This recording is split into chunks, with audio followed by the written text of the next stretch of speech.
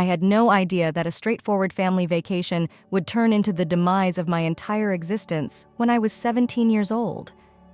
I know it seems theatrical, but believe me when I say that this was not a small-scale sibling rivalry. My 14-year-old stepsister Tessa was the reason why everything between me and my family started to come apart at this point. Tessa and I were never close. Although we had no common interest or connection, we didn't detest one another. In the perspective of my father and stepmother, she was always the golden child, while I was more of an afterthought. We were at a beach resort for what should have been a laid-back family vacation when I discovered that I would be sharing a room with Tessa. I wasn't the black sheep precisely, but I was just disregarded. Although I wasn't excited about it, I reasoned that I could get by for a few days. I was completely mistaken. There was something about Tessa that suggested she felt superior to everyone else. Tessa and I quickly got into a heated disagreement. Perhaps it was because she was the family's baby, or perhaps it was just her nature. But she was the object of my dad and stepmother's obsession. It escalated quickly, though I can't even recall what started it. Maybe she hogged the restroom for too long, or perhaps I borrowed her hairbrush without asking. Then, as if she were having a child tantrum, she tossed a pillow at me while we were shouting at each other. She then ignored me entirely for the remainder of the trip. I didn't mind at first. In fact, it was a relief. However, things became strange when we returned home. She continued to act as though I didn't exist, saying nothing like good morning or engaging in casual chat. I assumed she would ultimately move past it. After all, she was 14. How much longer could she be angry? It seems I didn't know what she was capable of. Tessa soon began telling my dad and stepmother untruths about me, nor was it merely innocuous rumors. She accused me of being a prostitute and a drug addict. Indeed, it is. What's the worst? They took her word for it. At the time, I was unaware that this was even taking place. However, the harm had already been done when I learned about it. My dad and stepmother began acting aloof, judgmental, and cold.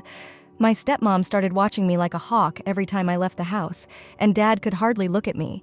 They treated me like a criminal, even though I hadn't done anything wrong. Sure, I'd smoked a few joints at parties, but I wasn't doing anything like what Tessa was accusing me of. One night, Dad unexpectedly stormed into my room and began screaming that I needed to get my life together and that I was ruining the family. He dropped the device when I asked him directly because I had no idea what he was talking about. When he informed me that Tessa had caught me using drugs, meeting strangers, and slipping out, I initially laughed because it seemed so absurd. I assumed he was kidding. He was dead serious, though. I attempted to defend myself by telling him Tessa was lying, but he wouldn't listen. The more he raged, the more I saw that this wasn't simply a misunderstanding. He truly believed her. He warned me that I was disrespecting the family and that I would be expelled if I didn't change my behavior. I realized then that nothing I said would make them change their minds, regardless of what I said. There was nothing I could do to show my innocence because Tessa had totally poisoned them against me. It didn't end there. When I wasn't home, my stepmother began to treat me like a criminal and go through my belongings for evidence of whatever Tessa had persuaded her of. I retreated deeper within myself due to the paranoia, which made me feel like I was being watched all the time. Tessa continued living her life as if nothing had occurred, ignoring me except for the odd smirk, as if she were proud of what she had accomplished. Every time I returned home, I wondered if this was the day they would finally throw me out. I didn't know why she was treating me this way, but I was certain that I couldn't trust anyone in that house. In hindsight, I wish I had simply left sooner. I was afraid, though. I had to complete my final year of high school and had nowhere else to go. I stayed in the hopes that things would improve, but they didn't. My existence at home was scarcely bearable after Tessa's rumors gained traction, and they only grew worse. My father, who used to be the cool, collected parent, suddenly regarded me as though I were a stranger, as if I had somehow become a monster right in front of him. What about my stepmother? She was worse. I initially attempted speaking with them, but it seemed like she made it her personal responsibility to keep an eye on everything I did, waiting for me to make a mistake and validate all Tessa had told her. I sat them down and told them that Tessa was lying and that I wasn't doing anything that she said she was doing. However, they dismissed it without even challenging her accounts. My stepmother used the well-known phrase, "Why would Tessa lie? What is in it for her?" To be honest, I didn't know. She was destroying my life for reasons only she knew, and I had no idea why. What was worse was that she seemed to take great pleasure in seeing me suffer. I had no idea how she had mastered the art of controlling my dad and stepmother, but she played them like a fiddle. She would always give me this tiny smirk when she passed by, as if to say, "I've won." And despite my best efforts to defend myself, it only appeared to strengthen their belief that I was the issue. Eventually, I simply stopped speaking. What was the purpose? I knew they wouldn't believe me. I would therefore go straight to my room after school and make an effort to avoid getting in anyone's way. I began to feel alienated in my own home, as though I had no place there. Where was I meant to go, though, considering I was only 17? Then came the breaking point. I had no friends with whom to crash, and Dad confiscated a sizable portion of my part-time job payment for living expenses, so I hardly had any savings. One evening, I arrived home later than normal because I had stayed after school to complete a project. My dad stormed down the hall, looking like he was about to blow out as soon as I walked through the door. "Where were you?" Without even allowing me to explain, he yelled. "What on earth do you think you're doing, moving so stealthily?" I was caught completely off guard. He interrupted me as I attempted to explain that I had been working on a school assignment. He launched into a lengthy, irate tirade about how Tessa had informed him she had caught me slinking out with a man earlier that evening and how he knew I was lying. I felt like I was in some kind of twisted nightmare as I stood there dumbfounded, and that's when I really lost it. It was more than I could handle. I shouted out at him, telling him that Tessa was lying and fabricating things to get even with me. However, he didn't trust a word. His fists clenched as he approached, and for the first time, I believed he was going to strike me. His entire body trembled with rage as if he were about to lose control. I can't even recall what I said next, but it was enough to send him over the edge. He held up his hand as if to strike me, but instead slammed it down so forcefully on the kitchen counter that I was afraid he would shatter something. "Leave my house," he murmured in a chilly, low voice. "I can no longer even look at you. You are a disgrace." I stood there for a moment, trying to take in what he had said. Did he actually throw me out over some lies from a 14-year-old? Tessa was peering over the corner with a smug expression on her face when I looked up the stairs. She made no effort to conceal it. She was pleased with her accomplishment. I didn't offer her the gratification of a response.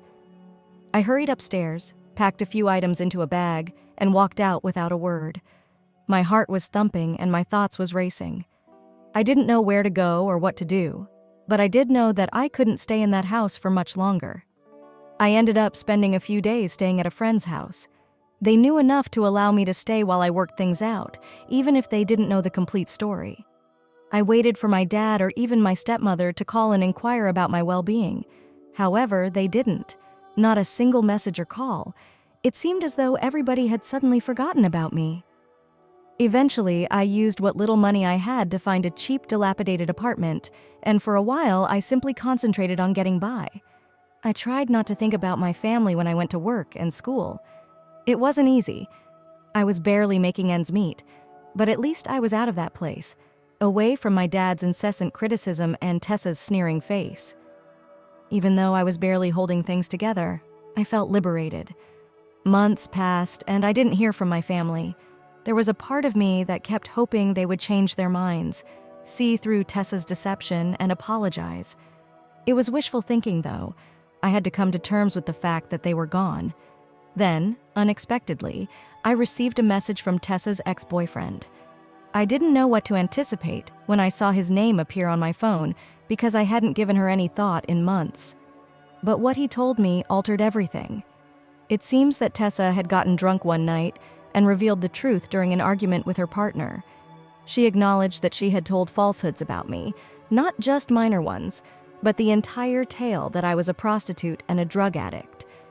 She claimed to have made it all up out of jealousy. I didn't know what I was jealous of, but it was all I needed to know. I kept reading his message on my phone while my mind raced.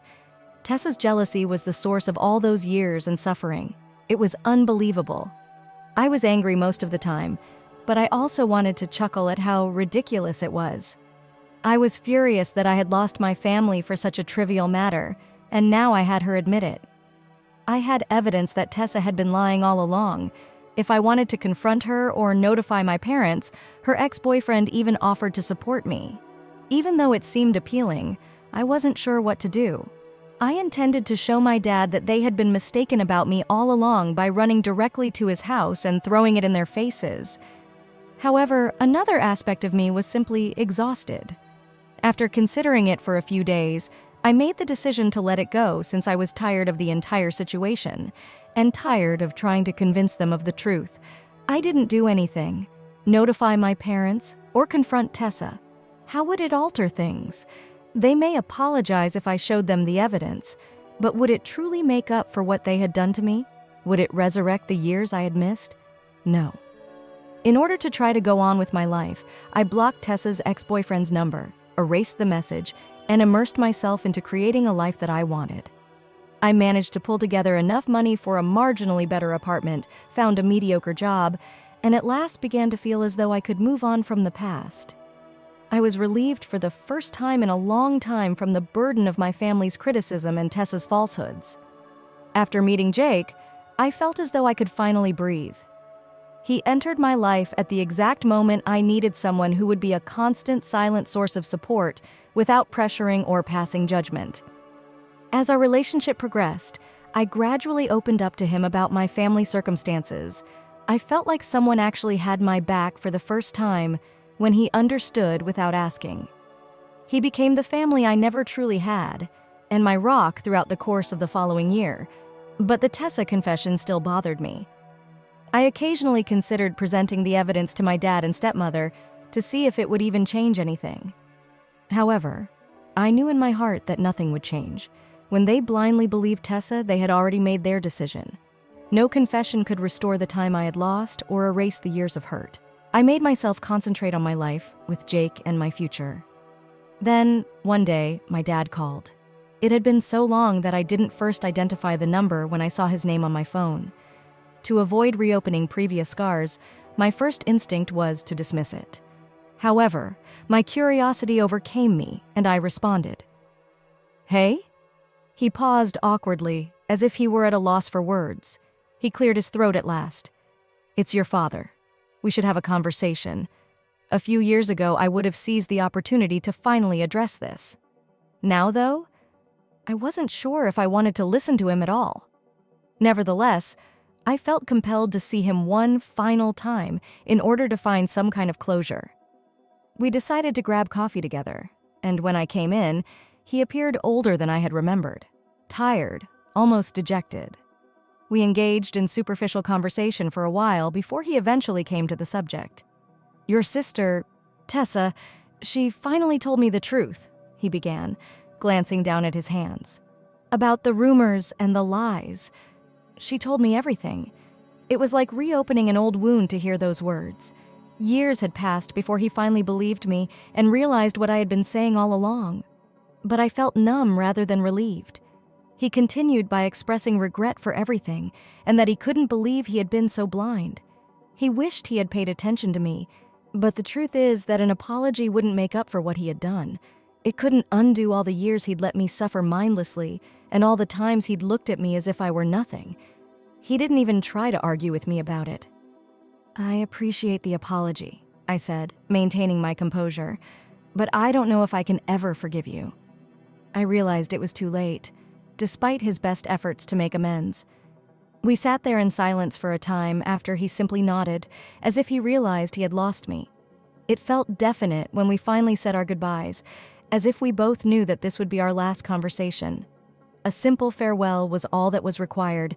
There was no major altercation or dramatic reunion. A few years later, everything was well. I felt free from the burden of the past for the first time when I was engaged to Jake, and we were organizing our wedding. I decided early on that Tessa would not be invited. Why would I, given what she had done? It felt like a weight off my shoulders when Jake fully agreed that I didn't want her negativity near me on such a significant day. Everything appeared to be going well as we planned plans and sent out the invitations. I even made the decision to invite my stepmother and father. A part of me wanted them there in spite of the anguish, hoping that somehow, just somehow, things could be fixed. Although I wasn't holding my breath, a tiny part of me continued to hold on to that optimism. Naturally, however, things didn't work out as planned. I should have known better. My dad's phone call was the first sign of trouble. I recall feeling a weird mixture of anxiety and exhilaration as I glanced at the screen and saw his name.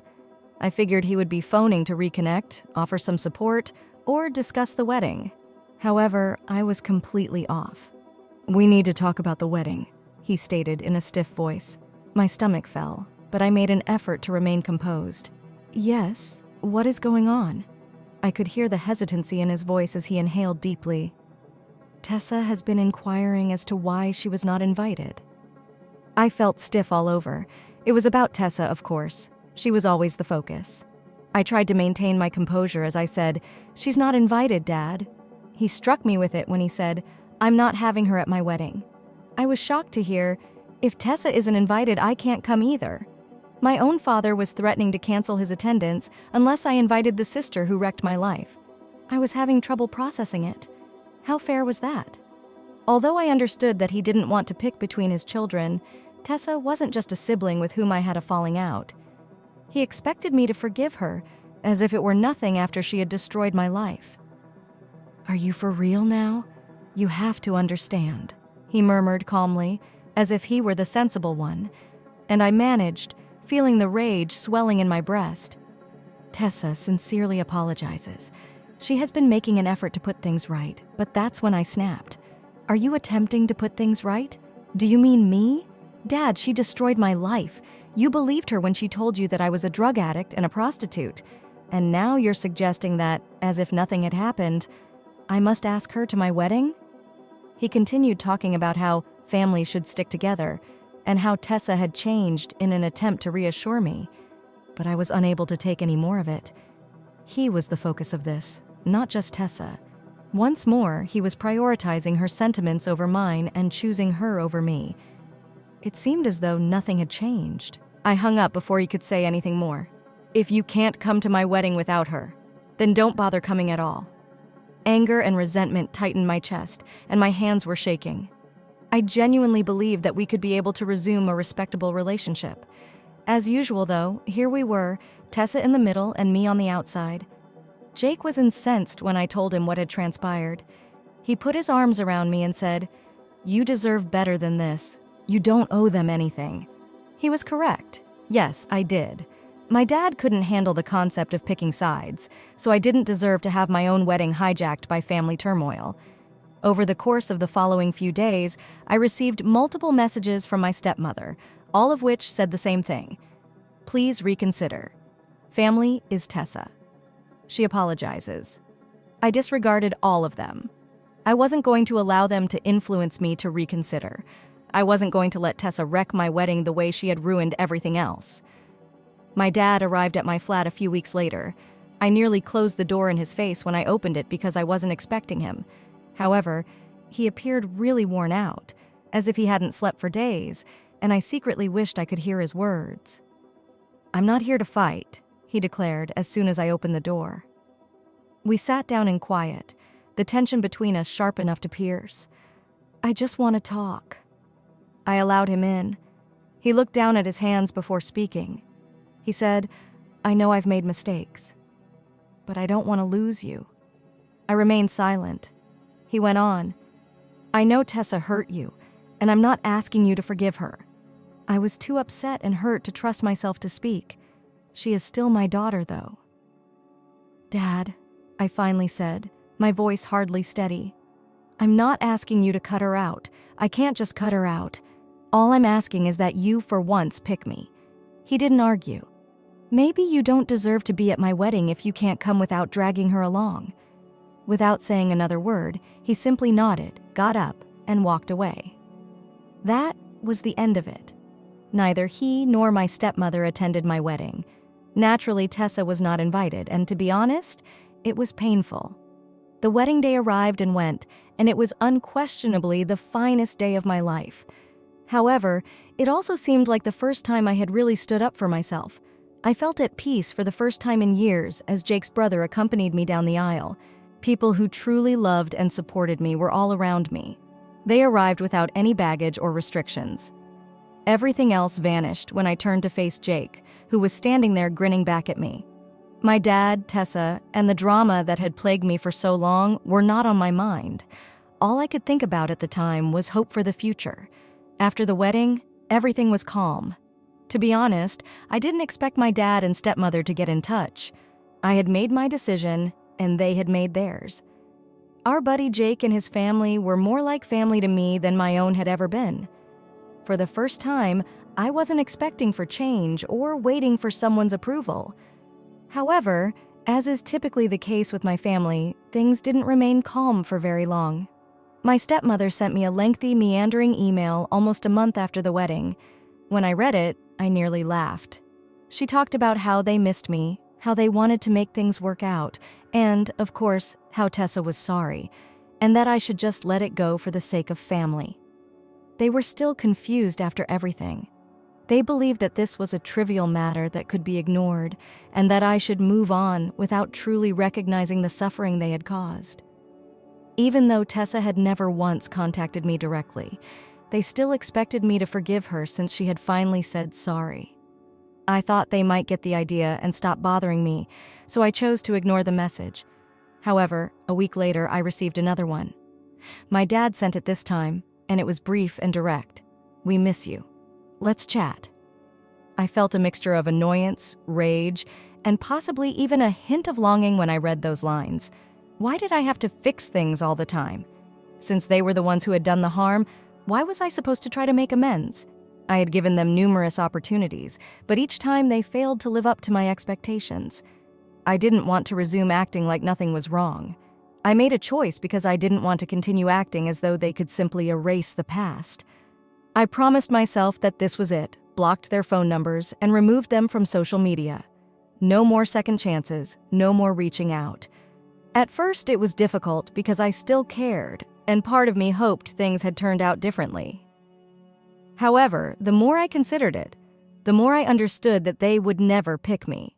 When my dad gave me the ultimatum regarding Tessa, he made that very obvious. Jake was really encouraging during the entire ordeal. He would remind me that I wasn't in charge of repairing a family that had long treated me like an outsider by saying, "You deserve to be happy without them dragging you down." I was finally taking charge of my own happiness, and he made me realize that stepping away wouldn't cost me anything. Naturally, my dad discovered that I had blocked him, and that's when the emails began. He wrote about how my actions were breaking his heart, giving the impression that I was the cause of all the suffering. I nearly erased the emails without responding. The letters were lengthy and emotional, full of guilt-tripping phrases about how family is supposed to stick together, and how my refusal to forgive Tessa was tearing the family apart. However, something inside of me exploded. I was sick of being the antagonist in their tales all the time, of being the one who was supposed to forget and forgive while they were allowed to continue on as if nothing had happened. I wrote back, telling my dad everything I had been keeping inside for years, how I felt abandoned when he chose Tessa's lies over me, how hurt I was that he had never believed me, and how he had allowed me to suffer for something I hadn't done. I informed him that no amount of sorry could make up for the damage Tessa had done to my life. I also made it plain that I was finished. Even though I knew it wouldn't make a difference, it felt wonderful to finally get it all out. I didn't want to be a part of their family longer because, to be honest, I never felt like I actually was. I didn't anticipate my dad to respond to the email, and he didn't. Cutting them off was one of the toughest things I'd ever done, but it was also one of the best choices I'd ever made. He had made his decision long ago, and I had finally made mine. I wasn't living under Tessa's false pretenses for the first time. I wasn't attempting to mend a damaged family or win back my dad's approval. I was at liberty. Jake and I are now doing really well. We're making plans for the future and have even discussed the possibility of having children of our own. And I'm confident that I won't let the past define who I am, no matter what. Cutting them off wasn't easy, but it was worthwhile since I now have a true family with people who genuinely care about and support me. Even if they are family, you may need to let go of those who have wronged you since, in the end, your peace of mind comes before their expectations. And truthfully, I've never been more content.